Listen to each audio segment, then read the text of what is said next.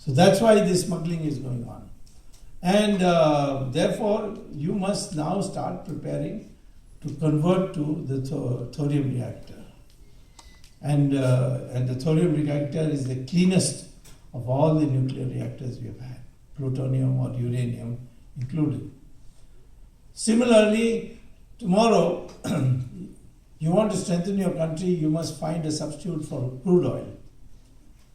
Because we are 86% of our crude oil is coming from abroad. And you can't have this dependence. So what we need to do is find a substitute. And the most important thing is to find a substitute for automobiles. Toyota this year is going to come out with a car which is going to be run on hydrogen fuel cells. It's a battery form of thing which is there in the car, and you, before you go to sleep, you plug it into an electric socket. In the morning, it will be charged, and you can go 350 kilometers. And if you have, instead of petrol stations, you have charging stations, then it will be like any other automobile. And you will cease your dependence on crude oil. And that would be a great liberation. So these are all, who is going to do all these things? You want water? In Israel and Saudi Arabia and these places, there is no river. Yet you can get water 24 hours a day in the taps. But in India, we don't get water. So how do Israelis and the Saudi Arabians and the other Qataris and all these people, how do they do it? They desalinate seawater. And that desalination of seawater is now, the technology is being mastered by Israel. They're using solar energy instead of electricity for that purpose. So therefore, India must, all along the coastal line, they must set up desalination plants and take water. And instead of quarreling with Karnataka for Kaveri, how much water will come down, we can reach a situation where we produce enough water out of desalination to pump it on Kaveri in the reverse direction and take it all the way to Karnataka. Saying, you want water, we are giving you water. So, look, this is what Dr. Kalam kept emphasizing, the potential of this country. And that requires the young population to become innovators. Our problem with our young people is that we have been brought up in a very conservative mold, which is always be afraid of risk. When I used to teach at Harvard, at the end of the course, I had students from all over the world, and I used to ask this question: now that you are going to graduate, I want to know which kind of a career you're going to choose. Are you going to choose a government type job, or a job where your salary is guaranteed and every year it will increase by 5%? They will cut provident fund and gratuity from it, and at retirement time they will give you a lump sum of money, and you then buy a house and watch television for the rest of your life. You want that kind of a life, which is secure and safe and so on. Or you want to do like Bill Gates, try something extraordinary, and you become a billionaire. Of course, you can fail and fall flat on your face. So there's a risk there. There's no risk here. So which career would you choose? So American students would ask me, what is the probability I'll fall flat on my face if I took the risky alternative? And then I can tell you whether I would choose what probability. But all my Indian students would say, no, we prefer the first kind of employment. Good job, steady salary, guaranteed employment. So I say, why, what for? This is guaranteed poverty. Why do you want that? So the answer would come back, but it is guaranteed. That is the important part. Even poverty is okay as long as it's guaranteed. So this is the mindset, you see, that we need now a new kind of Indian who thinks of taking risk. Of course, calculated risk. It wants to do new things. We have to empower them, you see. And in this, men and women there's no difference. Boys and girls, there's no difference. Because now we are in the age of knowledge. It's a knowledge century, they say. And knowledge century means use of brains. And in that, women and men, there's no difference. In fact, maybe women have a superior brain if I go by our past. See, one day I was talking to a friend of mine, that if in the heaven, if there was a cabinet formation, who would be prime minister? I said, of course, Brahma would be prime minister. Then who will be deputy prime ministers? So Shiva and Vishnu. Then I said, okay, let's allocate the important portfolios. And I was finding to my surprise, the three most important portfolios are defense, that is with Parvati. Then finance, it is with Lakshmi. And education with Saraswati. So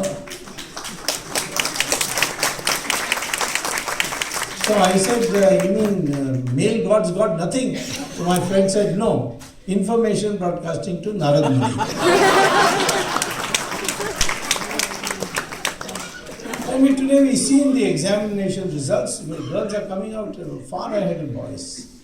So anyway, the issue is this, that we have this enormous potential if we can liberate the youth and start making them think in terms, original terms. What can I do to solve the problems of the country? Which is one issue I can take, in which I can work, whether he's a nuclear physicist or an economist or a mathematician.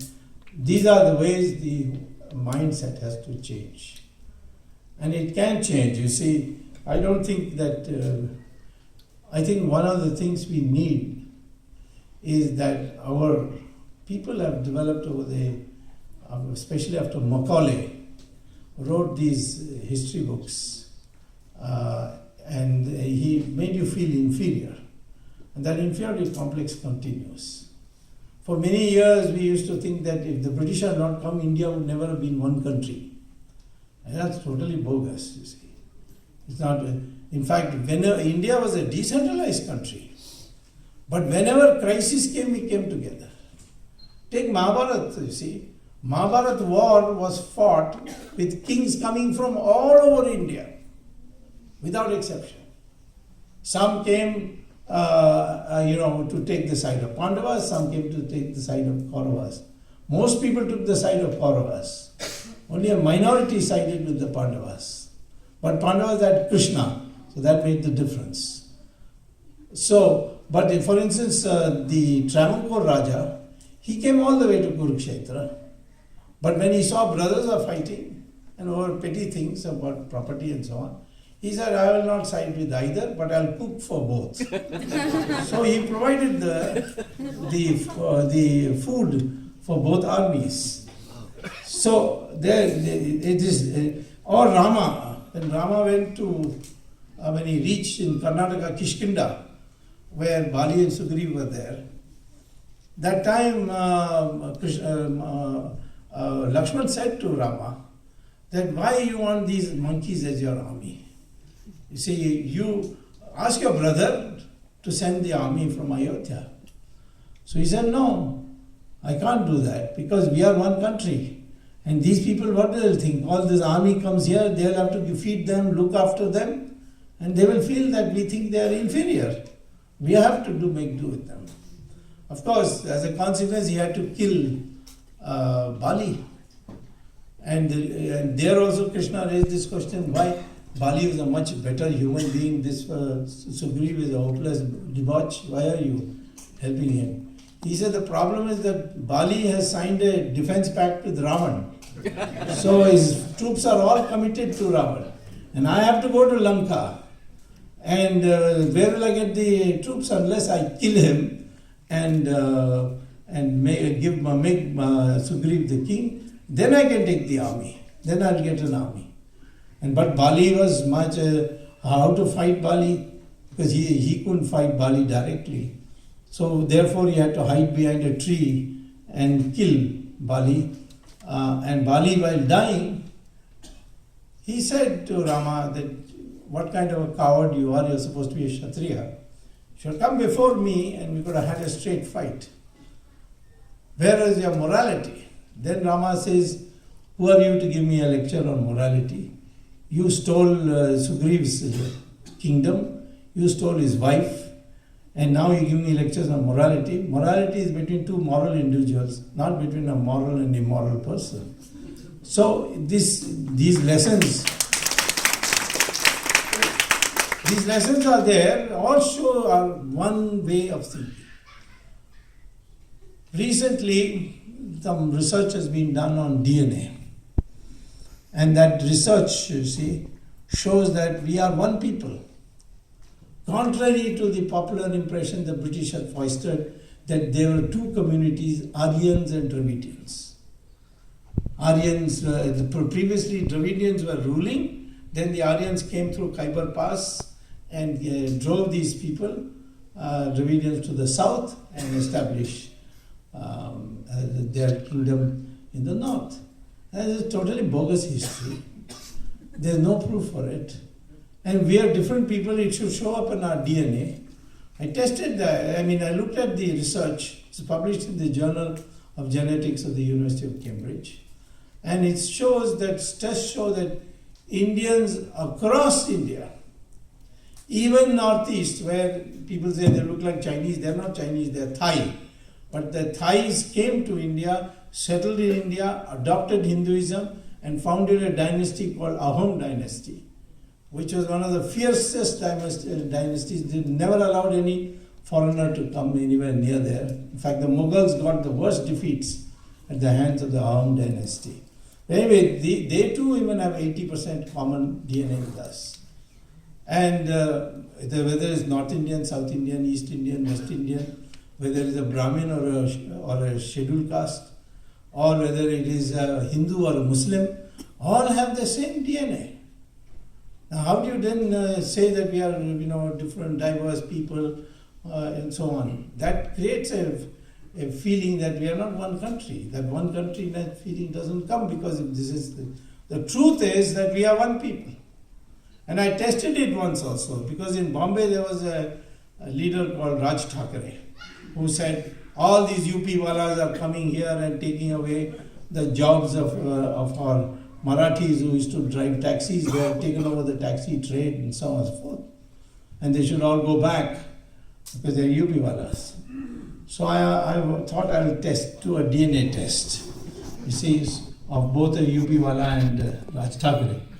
So I found the best way to test DNA is through a sample of hair. So found out who the hairdresser was, for which Raj Thackeray goes for haircut, and got a sample. And then I gave 100 rupees to a UP taxi driver in Bombay and got a sample from him and sent it to Hyderabad Microbiological Laboratory. And the report came back that the DNA is the same. So I announced in the press that even Raj Thackeray came from UP because his DNA is the same as the UP.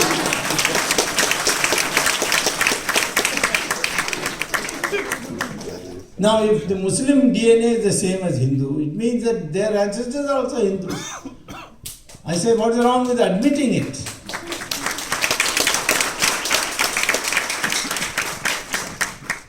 They have not come from, Arabia or anything like that. They have the same DNA as us. So, these are some of the things that we have to tell our new generation. And we are people who have fought. This is not that anybody came here and ruled India by beating us up, which is what the British historians write. So, for instance, but for the fact that Shivaji fought, Rana Pratap may have lost, but he fought. Rani Chennamma in Karnataka, Kattabomman, Rani Jhansi, even till recently, Subhash Chandra Bose. All these people kept the idea of India alive and kept it fighting. And that's why we have not converted wholesale. The Islam conquered Iran. In 15 years, they converted Iran to 100% Islam. Same thing with Mesopotamia and Babylon, which became one country named as Iraq. And in 17 years, they converted Iraq into 100% Islam. Egypt into 21 years. The British came to India and ruled here for 200 years. But the Christians went to Europe, and in 50 years they converted the whole of Europe into Christian. But in India, 800 years of Islamic rule, 200 years of Christian rule, and you are still 80% Hindu. It means what? It means that you didn't submit, you fought, and that is there. The history is not recorded in our history books. For example, in our history books, if you open, you will see hardly any reference to the Vijayanagara Empire. Vijayanagara Empire was founded in Karnataka, in Bijapur, near Bijapur, Hampi, Hastinapur as it's called, by the Shankaracharya of Shringeri, where he got over 2 boys who had been converted forcibly to Islam. He reconverted them, and then he made them both, part of the royalty, and said, on a rock, he said, you will create a new empire. And they created Vijayanagara Empire. It spread right up to the borders of Bengal and lasted for 300 years. And the area that was under their control was much larger than the Mughals. And the Mughals, if you take the core part, Akbar to Aurangzeb, is only 150 years. But in our history books, there will be one chapter for each Mughal emperor. Akbar, Jahangir, Shah Jahan, Aurangzeb. But for Vijayanagara Empire, at most a paragraph that in South India there was a civilization called Vijayanagara. So we have to therefore now reorient the mind as India is one continuous civilization, and that we are one people, and we can all trace our roots back to this country. And that kind of a new Indian is what Dr. Abdul Kalam had wanted to create.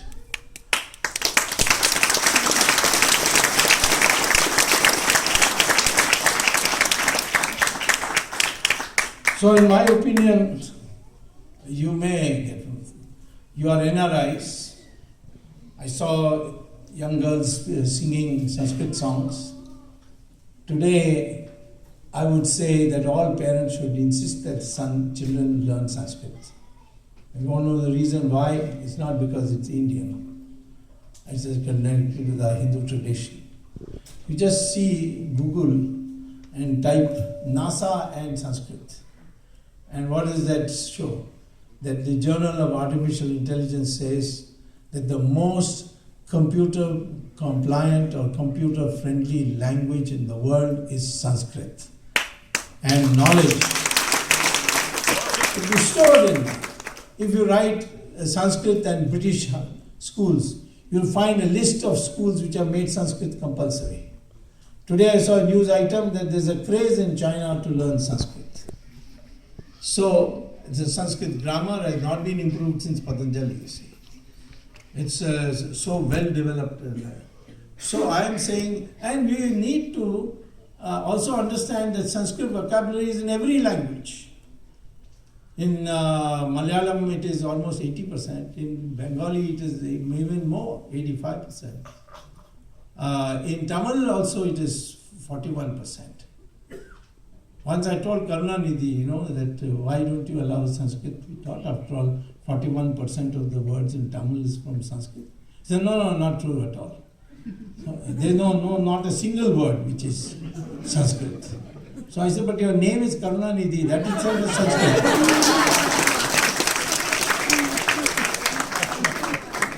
Then he said, no, you see what happened is that Sanskrit stole these words from Tamil. Now, I mean, we can't do anything about that, but because he's leading a movement which is a British-inspired movement. But the fact is that today, I will say that if you want to make it easy for communication, then the Devanagari script, in addition to your mother script, mother tongue script, and Sanskrit vocabulary, they should be the basis of that. And perhaps Hindi should become more and more Sanskritized, and then in the end Hindi will become Sanskrit. But Sanskrit should be taught because it is now the language of the future, even according to Western sources. Because for the computer, it's the most computer-friendly language. You can understand that for the English words, if you were to type in a computer and then by sound you want the computer to do translation, it becomes a problem. PUT, put, and BUT, but. That problem is not there in Sanskrit. Very strict pronunciation rules. So I'll tell you, with all these treasures that we have inherited, and a new perspective, a proud Indian needs to be created, and that proud Indian would work for making India once again the most developed country in the world. 1,000 years ago, we were the most developed country in the world. And today we can become. I predict within 7 years we'll overtake China. Because China's system is based on steroids. It's not a normal system. And you know that if you have an overdose of steroids, what happens to you? We'll overtake China. We are already number 3. We'll become number 2. And then the competition with the Americans will be on innovations. We have already demonstrated in software that they are no match for us. We win every year at automobile spare parts or automobile ancillaries prize called the Deming Prize in Japan. Every year for the last 7 years we have been winning. So there are many, many things on which we have already demonstrated capacity because of our legacy. And now we have to create a new, reinvent the Indian and the lines which Dr. Kalam wanted, and that is the commitment we have to do. Of course, you have to read newspapers less and go to social media more, I think, because I never know what the media has so manipulated that it's very difficult. You'll have to read 20 papers to get some kind of truth, because each has a slant, and my speeches are the most distorted. Things I have not said, they'll put in my mouth. But anyway, the fact is that we have now other medias like the social media by which you can have direct communication. And therefore, a new mindset is very important. And I'll conclude with that by saying mindset is so important. Just look at the reality. Do you think that numbers matter more than mindset? No. If there are 1,000 goats in one place and one tiger comes, the numbers are with the goats. But who will run? The goats will run. They are so scared of the lion. Similarly, the strength is not enough. You need a mindset to use that strength. Take for instance in the circus. In a cage there will be 5 strong lions, well fed. One thin, wiry ringmaster will walk in, close the door, and then he'll order them, climb up. They'll all climb up on the bench. Then he'll say, open your mouth. They'll all open their mouth. He'll put his head in each one of them, and the crowd will clap. Why don't the lion chop his head off, tear him to shreds? Because the mindset, from cub it has been brought up to obey. So it obeys. And that's why power and strength, these are not of any use unless you have a mindset.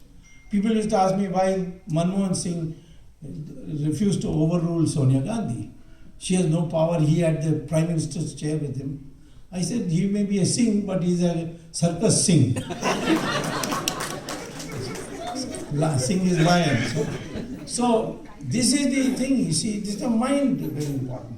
So this liberation of the mind, again I will say, Dr. Kalam, try to liberate your mind by giving examples. I am telling you, as a psychology, we have to now feed into every Indian mind that yes, you are capable of greatness.